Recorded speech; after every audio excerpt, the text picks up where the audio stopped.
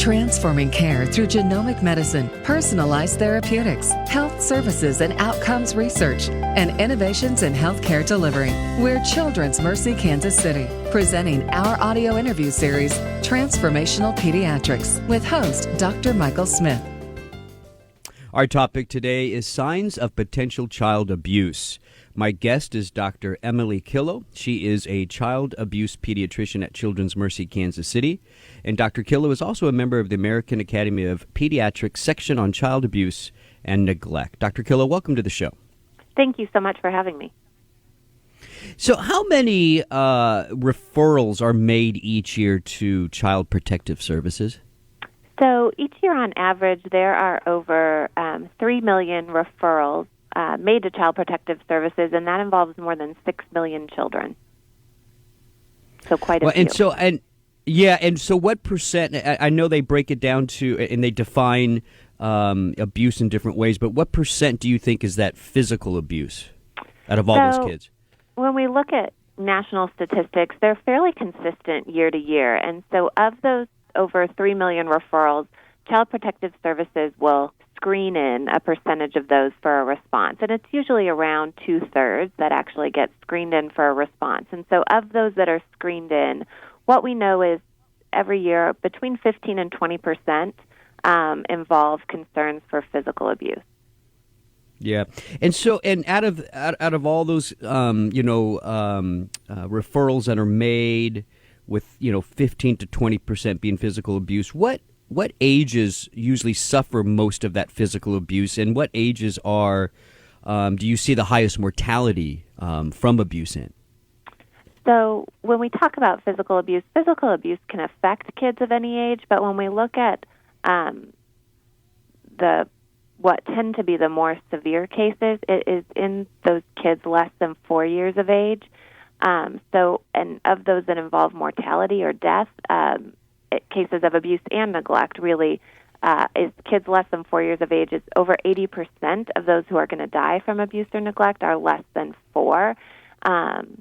And we really see even non-fatal cases as highest for those under 1. So we really have a focus on trying to protect those kids who are young and who are not able to tell us what's going on. Yeah. I want to bring this, Dr. Killough, to the general pediatrician, the nurse practitioners, what we sometimes call the frontline doctor in the community setting. What advice do you have for that practitioner when it comes to diagnosing and evaluating abuse? So I think it's helpful for the general practitioner to sort of separate things when you're looking for signs of physical abuse by age groups. And when we really focus in on those infants, so I talk a lot about when I'm talking with general practitioners and what to look for is those non-mobile or non-ambulatory infants. So infants who aren't crawling, pulling up to stand, cruising, or walking yet, because they are a high-risk group. It can be very challenging for caregivers to care for infants in general. And so things to watch for would be any injury, so whether that be bruising or intraoral injuries, but really any injury in a preambulatory infant should raise concern for abuse, and especially facial bruising. Does Children's Mercy offer classes or maybe continuing medical education courses to the general pediatrician for recognizing and diagnosing abuse?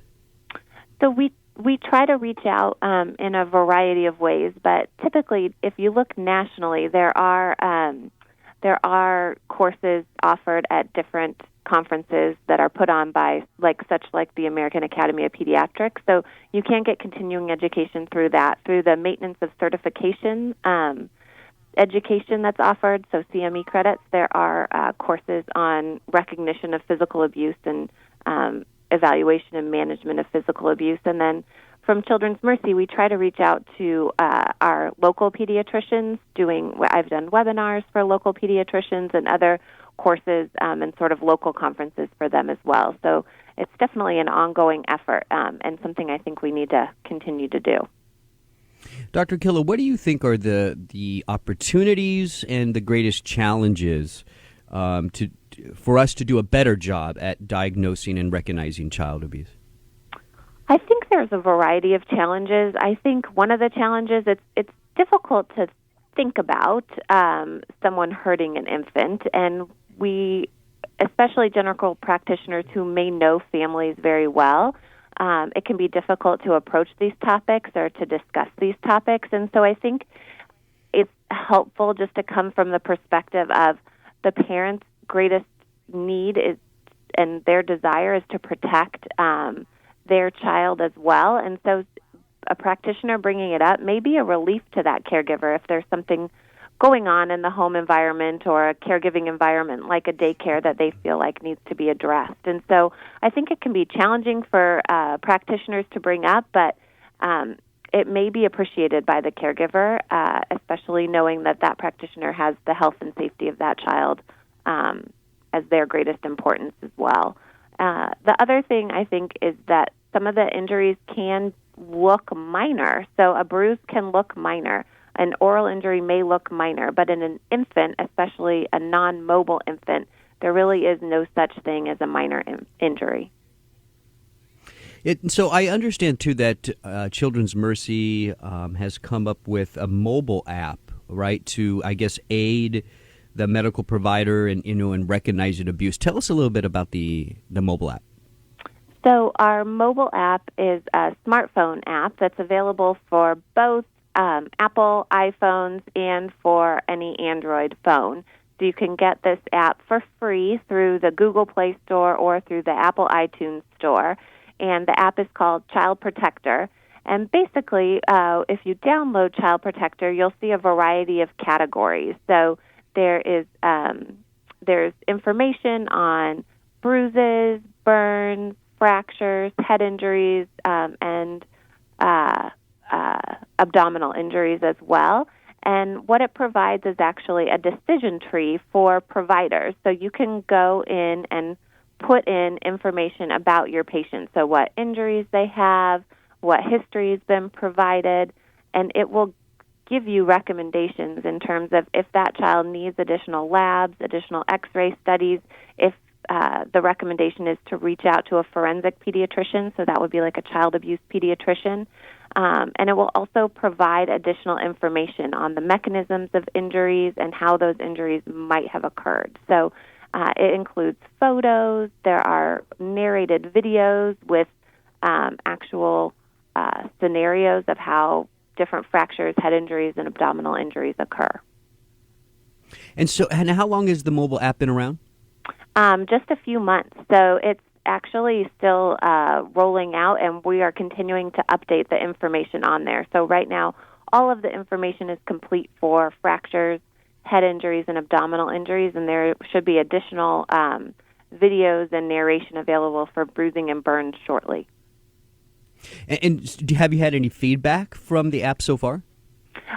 So far, we have presented it at our child abuse pediatrician conference, and people have taken it back to their own communities across the state, and we've had excellent feedback of people using it in emergency rooms and in general pediatricians' offices, and have found it really helpful. Yeah. So so when you say it's just starting to roll out, how are you getting this information that there is this mobile app out to the general community doctors? So we are currently working on providing state-specific versions. So there is a Texas state-specific version in the works and a Missouri state-specific version in the works, and then we're working with other states as we go to try and get accurate information for providers in specific states so that they can actually go and find resources for who are the child abuse pediatricians or forensic examiners in their community, and where are local resources such as child advocacy centers where kids could have something like a forensic interview.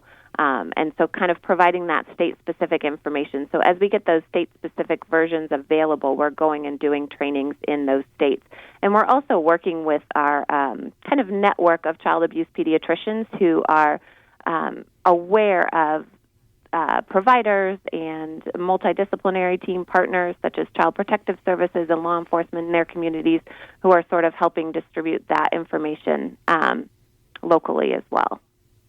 Yeah, Dr. Killough, I want to thank you for the work that you're doing. I know that, it's obviously a tough field to work in, but it's critically important. And thank you for all that you're doing with this mobile app and at Children's Mercy and with your membership at the Child Abuse and Neglect section at the American Academy of Pediatrics. And thanks for coming on the show today. You're listening to Transformational Pediatrics with Children's Mercy Kansas City. For more information, you can go to childrensmercy.org. That's childrensmercy.org. I'm Dr. Mike Smith. Thanks for listening.